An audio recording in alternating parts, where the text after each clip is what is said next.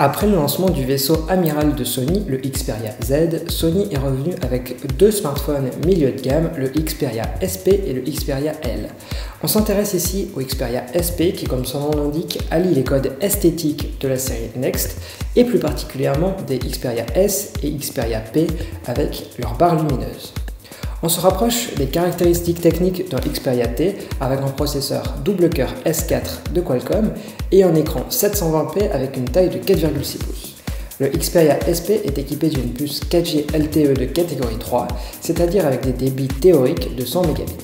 Il vient se positionner face au HTC One SV, Samsung Galaxy Express ou encore LG Optimus F5, c'est-à-dire des téléphones Android milieu de gamme compatibles 4G LTE. Le Xperia SP reprend le design de plusieurs modèles emblématiques de Sony en 2012, c'est-à-dire du Xperia S et du Xperia P. On retrouve la barre lumineuse, c'est-à-dire une barre qui va changer de couleur en fonction de 3 événements, l'arrivée d'une notification comme un SMS ou un appel, et on pourra paramétrer différentes couleurs en fonction des événements. La couleur changera également dans l'application Walkman en fonction de la jaquette, ou encore dans l'application Galerie selon la couleur dominante de la photo.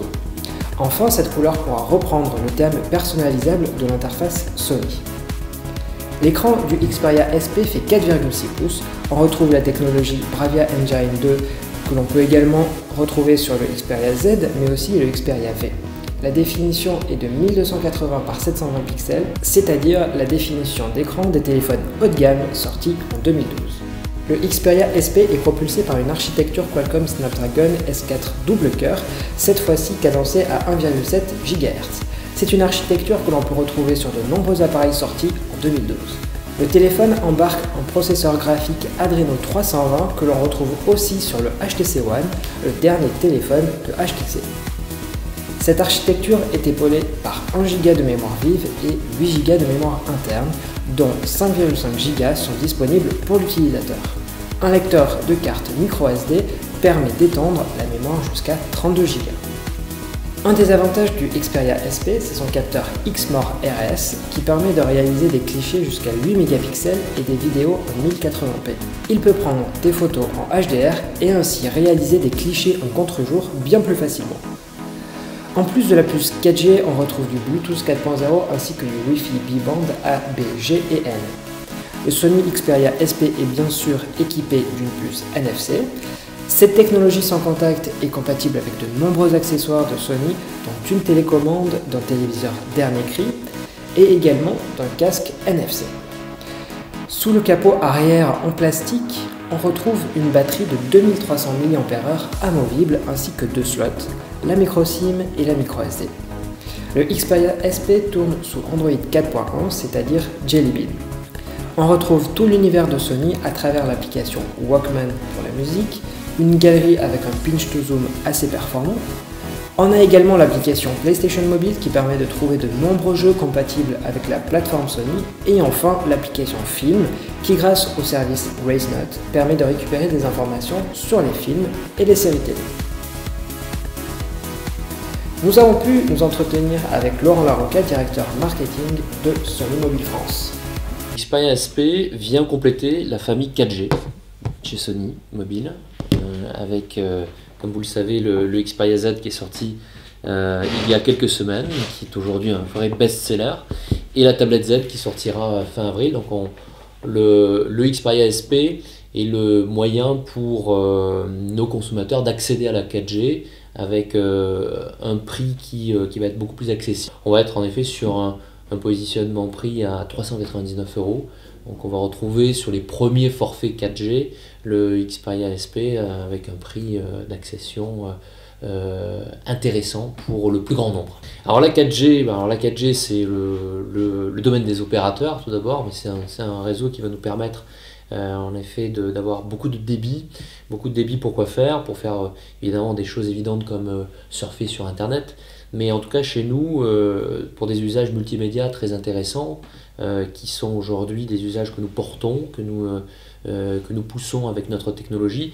Et tout d'abord un usage qui est de profiter de nos écrans, et notamment sur le Xperia SP on a un écran HD 4,6 pouces, la HD 720 en comparaison avec la HD 1080 du Xperia Z. Par exemple, ça va être de pouvoir télécharger un film en quelques minutes, en 2 minutes, versus avant il fallait un quart d'heure, une demi-heure pour télécharger sur un réseau mobile, je ne parle pas du Wi-Fi, le même film. Donc c'est ça l'avantage, pouvoir télécharger plus rapidement un film sur une plateforme légale évidemment, et regarder le film directement sur son écran Bravia. C'est aussi, pourquoi pas, de prendre de belles photos avec le capteur 8 mégapixels Exmor RS. Donc c'est la même technologie de capteur que sur le Xperia Z, mais avec une résolution moindre. Mais on est quand même sur du 8 mégapixels. Prendre des photos, des vidéos, et pouvoir les uploader très simplement, très rapidement, en 4G, là aussi en quelques secondes, voire en quelques minutes, pouvoir les partager sur Facebook quasi instantanément avec 100 mégabits par seconde versus les débits qu'on avait sur la 3G, 3G+. Autre exemple, c'est pouvoir évidemment synchroniser instantanément sa musique. Là, on a une autoroute pour la musique, pouvoir télécharger, mettre en buffer, en tampon ces playlists lorsqu'on est sur Music Unlimited ou sur d'autres services de streaming comme Deezer ou Spotify.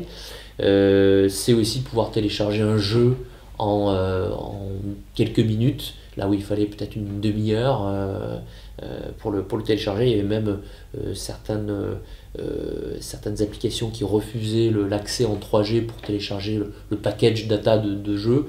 Là, on va pouvoir très facilement télécharger un jeu en quelques minutes, voire en quelques secondes, et y jouer sur un smartphone qui est certifié PlayStation. Voilà. Ce que l'on sait désormais avec le Xperia Z, c'est que les consommateurs sont exigeants sur la qualité des produits. Avec un Xperia Z et le niveau de finition que nous offrons en verre minéral trempé et cette notion d'étanchéité, cette résistance aux aléas de la vie, les consommateurs ne vont plus pouvoir s'en passer. Ils ne pourront plus dorénavant acheter un produit haut de gamme sans exiger, je dirais, ce niveau de finition et ce niveau de résistance, de qualité et de beauté, d'esthétisme, puisqu'on a donc cette finition en verre sur l'ensemble des faces de l'appareil. On va retrouver cette exigence de résistance avec le contour en aluminium sur le Xperia SP, et on va apporter avec un budget plus modéré que le Xperia Z cette exigence sur la finition. On a un produit qui est très très bien fini, qui est très soigné dans les détails et qui va, par son contour aluminium, pouvoir résister justement à de la chute sur un sol quelconque, parce que justement il a ce niveau de finition. Alors il n'est pas entièrement métallique, mais on a donc ce contour en aluminium qui va lui assurer une structure en squelette qui va résister au choc et absorber les déformations. Donc ça c'est je dirais le point commun qu'on va avoir entre les deux appareils, et répondre à cette exigence des consommateurs qui, sur le haut de gamme, veulent avoir zéro compromis et de l'étanchéité aussi, puisque c'est 25% des taux de 25% des retours SAV, c'est pas de la corrosion mais de l'oxydation. Là on va pas avoir l'avantage à ce niveau de prix d'avoir de l'étanchéité, mais en tout cas de la résistance à tous ces petits chocs du quotidien. Vous allez retrouver aussi tout l'ADN Sony en matière de multimédia. Je vous le disais tout à l'heure, on a un écran qui est magnifique, 4,6 pouces en HD. On va retrouver le traitement Bravia qu'on a sur le Xperia Z, mais on a une résolution qui est moindre. Voilà. Le capteur, c'est le même, mais il est en 13 mégapixels sur le Z, il est en 8 mégapixels sur le SP.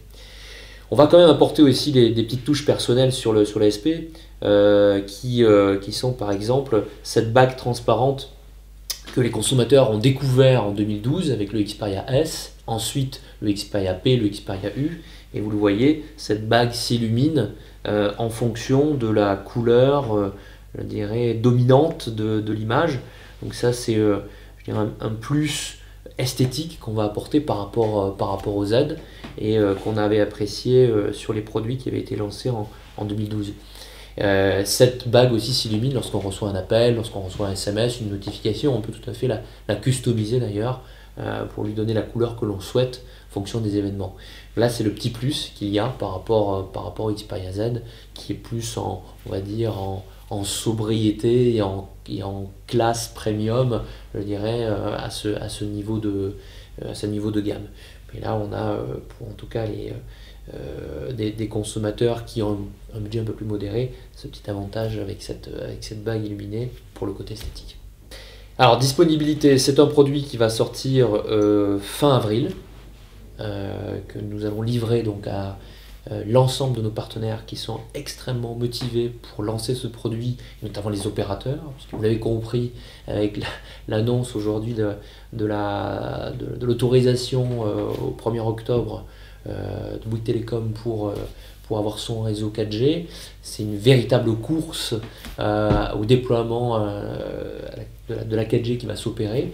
Et c'est aujourd'hui avec des smartphones 4G comme le Xperia SP, comme le Xperia Z et comme la tablette Z qu'on va aujourd'hui pouvoir apporter une réponse totale, infrastructure, réseau, mais aussi terminal et usage, comme je l'ai précisé tout à l'heure, avec les avantages de la 4G aux consommateurs. C'est ça notre mission, notre ambition avec les opérateurs, donc, qui sont très très motivés pour lancer ce produit-là fin avril début mai, le temps que les produits descendent au magasin. Donc je le disais, alors à un prix de 399 € TTC environ, sur un prix nu. Évidemment, on va le retrouver sur des forfaits data qui incluent la 4G, enfin des forfaits voix data évidemment, mais qui incluent la 4G, les tout premiers forfaits à un prix très très intéressant. Tout n'a pas été encore déterminé, on est en train de travailler avec nos partenaires pour déterminer le pricing, mais je peux vous assurer que ça va permettre à beaucoup de gens de pouvoir accéder à la 4G sur un smartphone, encore une fois, très design, très premium.